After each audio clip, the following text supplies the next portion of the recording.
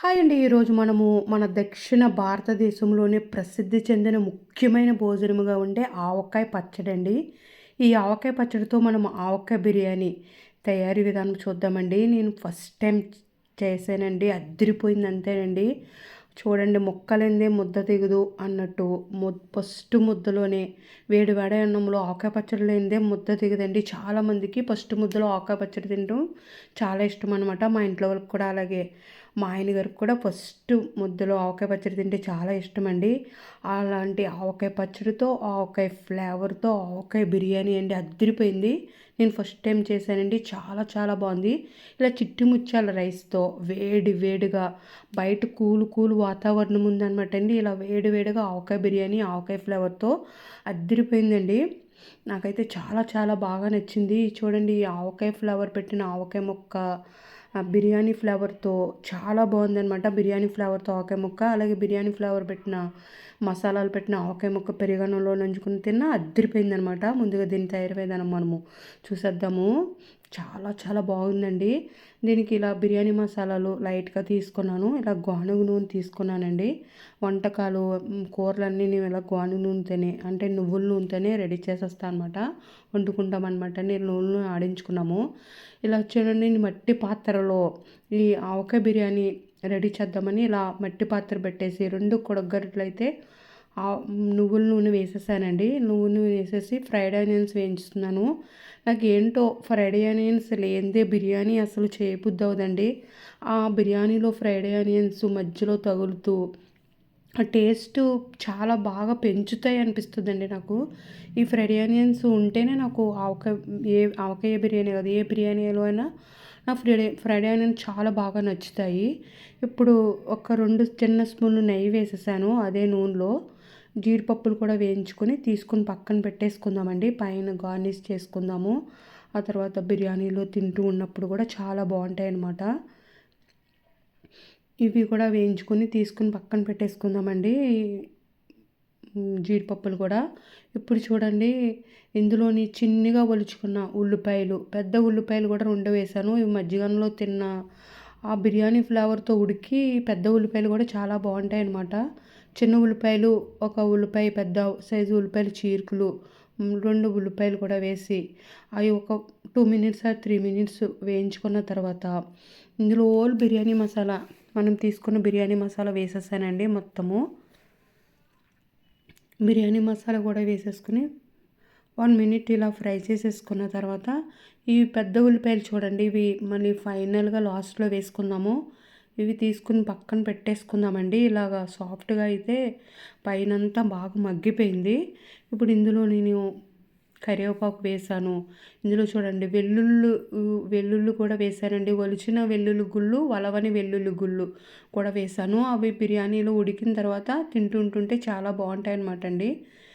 అవి కూడా వేసుకుని వేయించుకుని కొద్దిగా కస్తూరి మేతి వేసానండి. అవి కూడా వేయించుకున్న తర్వాత మనం వేయించుకున్న ఫ్రైడ్ ఆనియన్స్ వేయించుకున్నాను.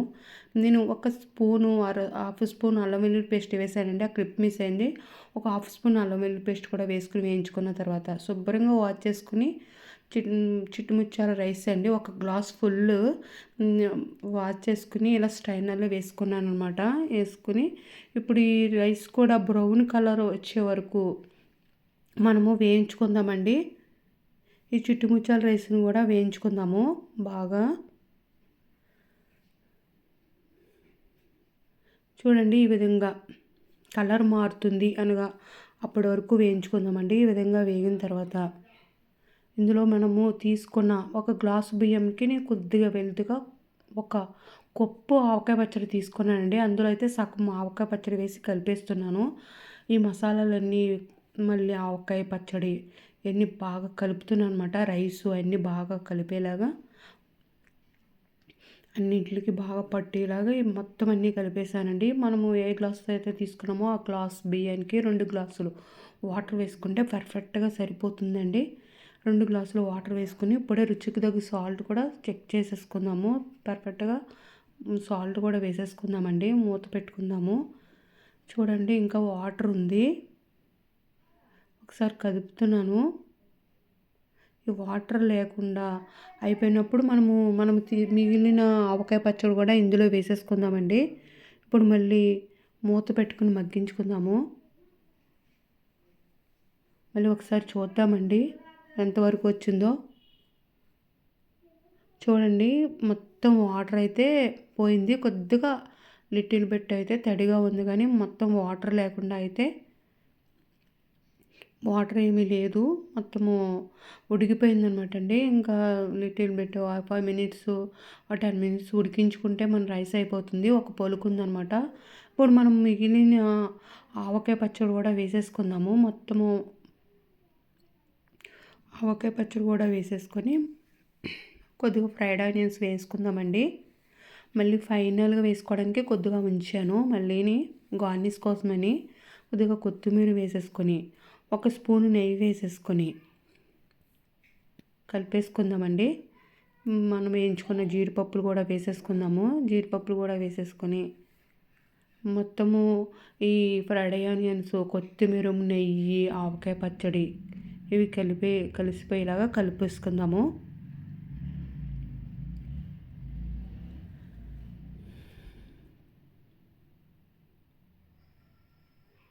ఇవన్నీ కలిసేలాగా బాగా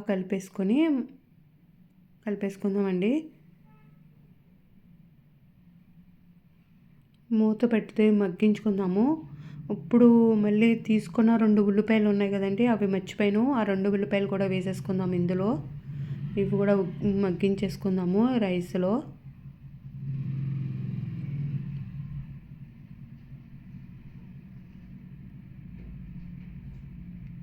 ఇవి కూడా కలిపేసుకుని ఒకసారి మళ్ళీ మూత పెట్టుకుని బాగా సిమ్లో మగ్గించేసుకుందామండి. ఇందులో ఉన్న వాటర్ అంతా ఇంకా మగ్గిపోవాలన్నమాట.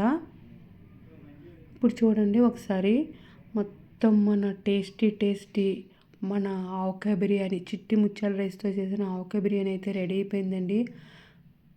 చాలా పర్ఫెక్ట్గా కుక్ అయిందనమాట. విడివిడిగా కూడా వచ్చింది, ముద్దగా లేకుండా. మనం వేసిన వాటర్కి, గ్లాస్కి 2 గ్లాసుల వాటర్కి పర్ఫెక్ట్గా రైస్ అయితే ఉడికిపోయింది.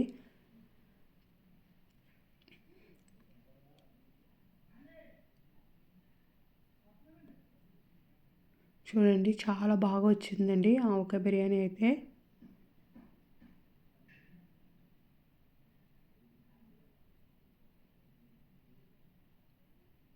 ఇప్పుడు ఫైనల్గా మనము గార్నిష్ కోసం ఉంచుకున్నవి వేసేసుకుందామండి దీనిపైన.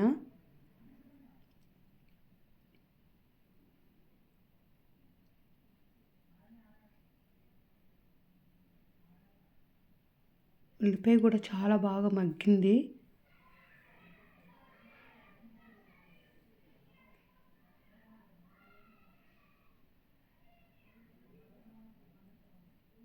సూపర్ ఉందండి. నేను రుచి చూసాక చెప్తాను అనమాట, అందుకనే సూపర్ ఉందంటున్నాను. అదిరిపోయిందండి. మనము ఇప్పుడు గార్నిష్ కోసం ఉంచుకున్న ఫైనల్గా జీడిపప్పులు, కొత్తిమీరము అండ్ ఫ్రైడ్ ఆనియన్స్ వేసేసుకుందాము. మీరు కూడా ఒకసారి ట్రై చేయండి. అదిరిపోయిందండి. బాస్మతి రైస్తోనే చేసుకోవచ్చు. చాలా బాగుంది. మీకు కనుక వీడియో నచ్చితే లైక్ చేయండి, షేర్ చేయండి, సబ్స్క్రైబ్ చేయండి.